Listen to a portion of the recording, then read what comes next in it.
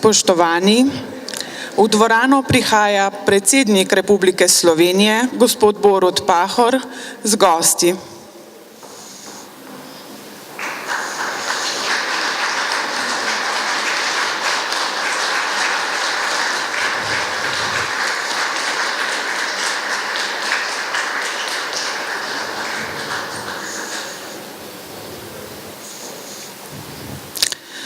Spoštovani, prisrčno pozdravljeni v predsedniški palači na sprejemu za predstavnice in predstavnike humanitarnih organizacij.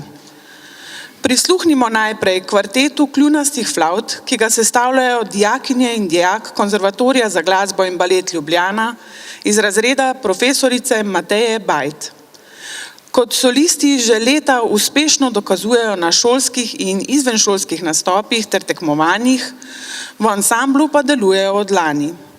Druži jih ljubezen, predvsem do renesančne in baročne glasbe, z veseljem pa posegajo tudi po moderni glasbeni literaturi. Za današnjo priložnost so pripravili kratek glasbeni program. Ana Birsa Krušec, Manca Katarina Svetina, Eva Majcen in Urban Klančar. Izvolite.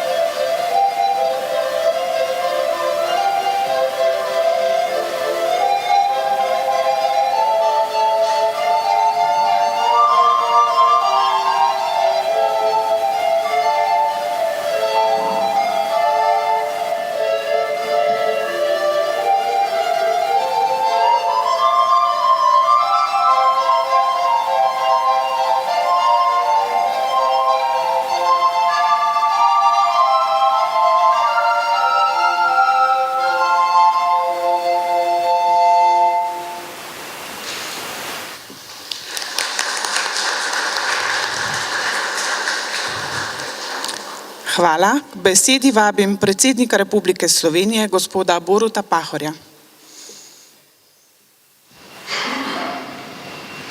Spoštovani visoki gostje, gospe in gospodje. Najprej bi se obrnil k številnim prostovoljcem, ki danes niso z nami, so pa tudi v letošnjem letu prostovoljke in prostovoljci dali nenadomestljiv prispevek k temu, da lahko govorimo o Sloveniji kot solidarni družbi. Sprejmite, prosim, vsi navzoči in tisti, ki jih predstavljate, moje najbolj iskrene besede hvaležnosti za opravljeno delo in priporočilo, da tako skupaj tudi nadaljujemo. Opravičujem se za kratko zamudo. Z predstavniki humanitarnih organizacij smo se za hip zadržali dlje, kot je bilo predvideno, kar nas je navedlo do zaključka, da bi se enkrat v januarju dobili na enem delovnem sestanku, ki ne bi bil omejen s časom in bi o vprašanjih, o katerih smo danes govorili samo površno, govorili zelo temeljito in morda poiskali tudi kakšne konkretne rešitve za kakšnega od problemov, o katerih smo se danes pogovarjali. Spoštovane gospe in gospodje, na globalni lestvici dobrodelnosti se Slovenija uvršča na 37. mesto, med evropskimi državami zavzema 11. mesto. Same humanitarne organizacije opozarjate, da je trend ustanavljanja vedno novih organizacij na tem področju prisoten že nekaj časa, kar pomeni, da obstaja za to človekoljubno dejavnost, zanimanje in potreba. Hkrati opozarjate, da se žal finančna podpora države temu ustrezno ne povečuje, pa tudi donatorska sredstva ne naraščajo sorazmerno za večjo gospodarsko močjo. Tu je torej še veliko priložnosti za razvoj. Ni pa dobro, da se posamezne organizacije v težnji za izboljšanje vašega položaja in uresničevanje vaših plemenitih ciljev postavljajo ena proti drugi, kar je zadnje čase mogoče opaziti med invalidskimi in humanitarnimi organizacijami. Tako z humanitarnimi organizacijami, kot zlasti z invalidskimi večkrat v zadnjem mesecu. Sem imel priložnost temeljitejših pogovorov in sem lahko opazil, da tukaj obstajajo nekatere zamere, utemeljene ali ne, ki bi jih bilo mogoče tudi dobro opraviti z enim skupnim sestankom in ugotoviti, kako je mogoče kakšen problem odpraviti. Delovanje humanitarnih organizacij je že dolgo zelo pomembno pri ustvarjanju boljše, bolj solidarne in bolj vse vključujoče družbe. Humanitarne organizacije pomagate približno tretjini Slovencem, da se lažje soočajo s svojim vsakdanom. To je izjemno in nenadomestljivo. Naj povem, da sem v zadnjem času, poleg več sestankov z invalidskimi organizacijami, imel sestanek prejšnji teden z predstojniki Centra za socialno delo v Mariboru, največjega centra za socialno delo, in danes z vami, in da sem skušal ugotoviti, kakšna je socialna slika Slovenije, ta hip, ko lahko govorimo o tem, da se gospodarstvo krepi, ko lahko govorimo o neki trajnejši rekuperaciji, okrevanju slovenske ekonomije, in smo lahko ugotovili, da se, če prav povzamem, spreminja tip revščine in da se spreminja tudi potreba po pomoči tistim, ki jih ocenjujemo za revne. Tako ocenjujejo v Centru za socialno delo, kot tudi humanitarne organizacije. To je zelo pomembno, ker to spreminja celotno mentaliteto vseh tistih, ki si prizadevamo za to, da bi humanitarnost, humanost, solidarnost ostala temeljna prvina, kvaliteta naše družbe, da razumemo potrebo po spremembi pri tematiziranju tega vprašanja.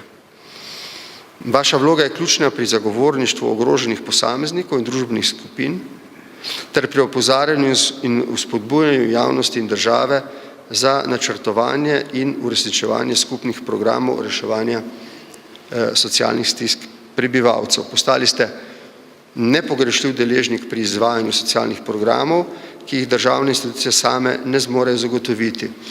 Danes je profesor Keber zastavil vprašanje, ali bi bila idealna družba taka, v kateri bi država sama zagotavljala socialne storitve in bi bile te tako vrhunske, da ne bi bilo potrebno imeti humanitarnih organizacij. In smo se dokopali do odgovora, da si seveda vsi želimo idealnih razmer, ampak idealne razmere bi še vedno vključevale delo humanitarnih organizacij. Zakaj?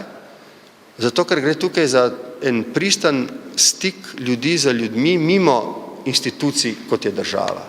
Mislim, da je to nenadomestljivega pomena. Tudi v tem smislu bi rad povedal, da torej ni naš cilj, da stremimo k temu, da enkrat humanitarnih organizacij ne bi bilo več potrebnih. No, saj nas ni treba, da nas je prehitro strah tega, ne? To vsi vemo, žal. Ampak, da je ta del prostovoljskega dela pri izboljševanju socialne slike Slovenije nenadomestljiv in da se seveda tudi mora spreminjati z problemi in z časom, kot jih ta čas postavlja. Še zlasti ste humanitarne organizacije pomembne pri skrbi za bolj kvalitetno življenje in enakopravnejše vključevanje posameznikov s psihosocialnimi težavami ter bolnikov s kroničnimi boleznimi. Velik je tudi vaš prispevek pri reševanju in lajšanju socialnih stisk in težav prebivalstva, ki jih država ne doseže.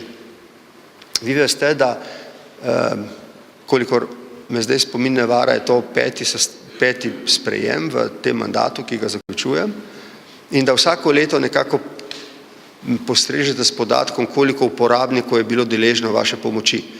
Letos, ko je bil ta podatek nekoliko bolj, bom rekel, temeljit, ste zabeležili osupljivo številko 770 tisoč uporabnikov. To je osupljiva številka. 770 tisoč uporabnikov ne pomeni, da je 770 tisoč ljudi, ampak da je 770 tisočkrat bila potrebna pomoč humanitarnih organizacij, da je prišlo do lajšanja stisk ljudi. Z izvajanjem dejavnosti po načelih nepridobitnosti in prostovoljnosti ter doseganjem plemenitih človekoljubnih ciljev našo družbo moralno in etično bogatite. Zato se vam ob tej priložnosti torej zahvaljujem in se priporočam za vaše nadaljne delo. Čeprav Slovenci, glede na statistiko in veliko revščino po svetu, sodimo med bogatejše države, v bistvu statistično med najbogatejše države na svetu, sem prepričan, da je nujno potrebno izboljševati stanje najbolj socialno ogroženih posameznikov. Tudi, ko gre za to vprašanje, rekli smo že, da je potrebno upoštevati dejstvo, da se spreminja tip revščine in da je zato potreben tudi spremenjen pristop k njenemu reševanju. Smo lahko ugotovili, da bi morda lahko ocenili, da je teh, ki so socialno najbolj ogroženi, nekoliko manj, vendar pa, da se postavlja en drug trend, ki nas mora ravno tako skrbeti, in to je, da ostajajo socialno izključeni eni in isti ljudje in tudi njihovi otroci, kar je v osnovi nepravično. Kaj ima otrok z položajem, v katerega je pahnjen, si ga pa ni ustvaril. Problem, ki ga vidimo, zlasti po tem pogovoru danes, je, da celo dva starša, mamica in oči, ne moreta svojemu sinu ali hčerki, morda več otrokom v družini, zlasti če je ta problem, zagotoviti primernega otroštva, zato ker njun dohodek, kljub temu, da delata, ne zadostuje za to. To je primer socialne revščine, ko celo zaposleni starši ne morejo svojim otrokom zagotavljati normalnega otroštva v skladu z deklaracijo o otrokovih pravicah. Jaz bi se v tem smislu izognil drugim statističnim podatkom. Rekel bi, da so nekateri tudi zelo spodbudni in ne smemo spregledati tudi z pozitivnih trendov. Trenutno živi pod pragom revščine 14% našega prebivalstva, dobrih 18% je izpostavljeno tveganju revščine. Torej, ti podatki so nekoliko obetavnejši, kot so bili tisti izpred leta dni. Pri čemer je pomembno za vse nas tukaj izbrane danes naslednje. Stopnja tveganja revščine bi brez vaše pomoči znašala 25%. To je pomembno. Ta razlika med 25% v primeru, da bi se vključevala v reševanje socialno izključenih samo država, in 14%, ki je rezultat tudi vašega dela, je pomembna razlika. Tukaj naredite dobrodelne organizacije pomembno razliko in smo se vam dolžni za to še posebej zahvaliti. Odprava, s tem sklenem, vseh oblik revščine povsod po svetu je tudi prvi od 17 ciljev agende 2030 za trajnostni razvoj, ki je bila sprejeta pred 2 letoma na vrhu Organizacije združenih narodov. Boj proti revščini ostaja prioriteta v okviru 8 razvojnih ciljev tisočletja. Vse to nas zavezuje, da imamo tako zelo praktične, pragmatične probleme, ki jih je treba rešiti, pa tudi velike in plemenita stremljenja za prihodnost. Zaradi vsega, kar ste in kar boste počeli, zato da bo Slovenija bolj solidarna, bolj humana, da bo ponujala svojim prebivalcem enake možnosti za njihov uspeh. Zlasti se mi zdi tukaj pomembno za tiste, ki so zaradi razlogov, ki jih niso sami zakrivili, nemočni, to so zlasti naši otroci. Vsem, ki kakorkoli pomagate pri tem, da je njihovo življenje lažje in boljše, se ob tej priložnosti zahvaljujem, ker smo pred novim letom. Vam želim, da bi lepo preživeli božične in novoletne praznike in vam želim veliko osebnih in tudi skupnih uspehov v novem letu. Hvala lepa.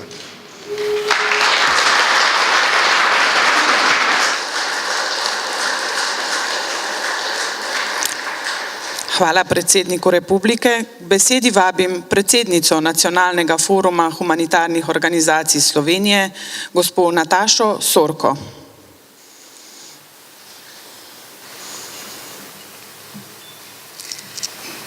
Spoštovani gospod predsednik, spoštovani gostje, spoštovane predstavnice humanitarnih organizacij in predstavniki humanitarnih organizacij.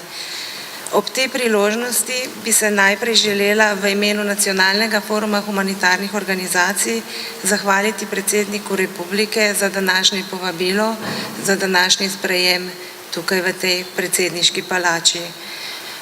Kot smo že ugotovili in kot je tudi že predsednik povedal, smo humanitarne organizacije izjemno pomemben del civilne družbe, saj naše dejavnosti, aktivnosti in programi pravzaprav omogočajo mnogim prebivalcem Slovenije možnost pogledati na svoje življenje z pozitivnega zornega kota v novih okoljih, ki zanje mnogokrat predstavljajo tudi novo družinsko okolje, ki ga sami v tem trenutku morda ne zaznavajo. In ti ljudje v humanitarnih organizacijah, torej mi, jih slišimo in pomagamo in jih razumemo. Kot je bilo že povedano, je preko 700 tisoč uporabnikov nekako vključenih v naše programe v humanitarnih organizacijah, hkrati pa ni zanemarljiv podatek niti to, da preko 60% vseh prostovoljskih ur je opravljeno ravno na področju socialne dejavnosti, torej na področju dejavnosti, ki jo upravljamo humanitarne organizacije. Iz dneva v dan, iz leta v leto je vedno večje število humanitarnih organizacij, kar je konec koncev tudi nek odziv družbe pravzaprav, da prebivalci Slovenije potrebujemo ali pa potrebujejo vedno več storitev, programov naših organizacij. Naša naloga je seveda, da opozarjamo na vse tisto, kar menimo, da bi bilo potrebno še urediti. In pravzaprav je še mnogo tega, sigurno mnogo nalog, ki nas v prihodnje še čakajo in ki jih bomo prav gotovo tudi opazili, videli, ker ravno naloga humanitarnih organizacij je tista, da prepoznavamo potrebe posameznih ljudi, posameznika, prepoznamo njegovo stisko, mu poskušamo prisluhniti in seveda mu pomagati. Seveda različni podatki kažejo, da se ekonomska kriza malo umika, ampak mi pri naših uporabnikih pravzaprav tega še nismo zaznali. Nasprotno ugotavljamo, da naši uporabniki potrebujejo več pomoči, več podpore, več svetovanja, več spremljanja, potrebujejo bolj poglobljeno naše strokovno delo in mi smo seveda tisti, ki z namenom povezovanja tudi med nami samimi organizacijami lahko za tega posameznika naredimo še mnogo več, kot si morda sploh lahko predstavljamo.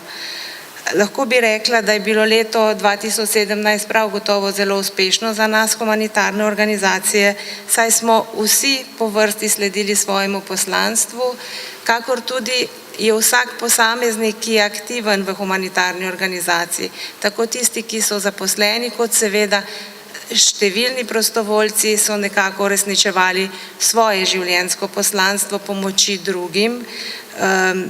In morda je tista oseba, s katero ima stik posameznik, ki je v stiski, edina oseba v tistem trenutku, ki jo sploh lahko razume.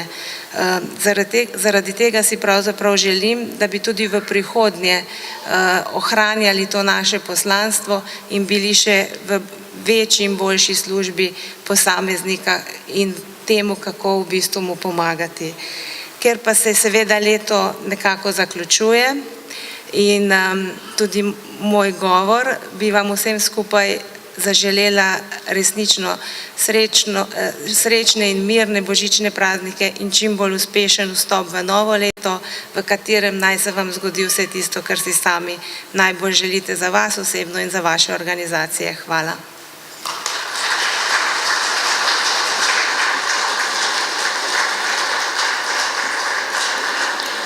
Hvala gospe Sorko.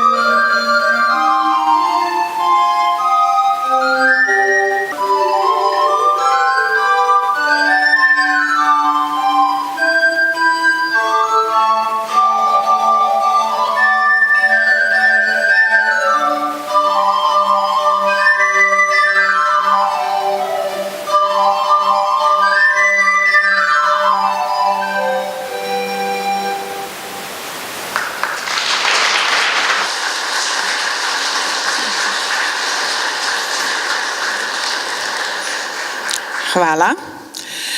Spoštovani, vse goste vljudno vabim, da se pridružijo predsedniku republike za skupinsko fotografiranje na stopnicah pred vami.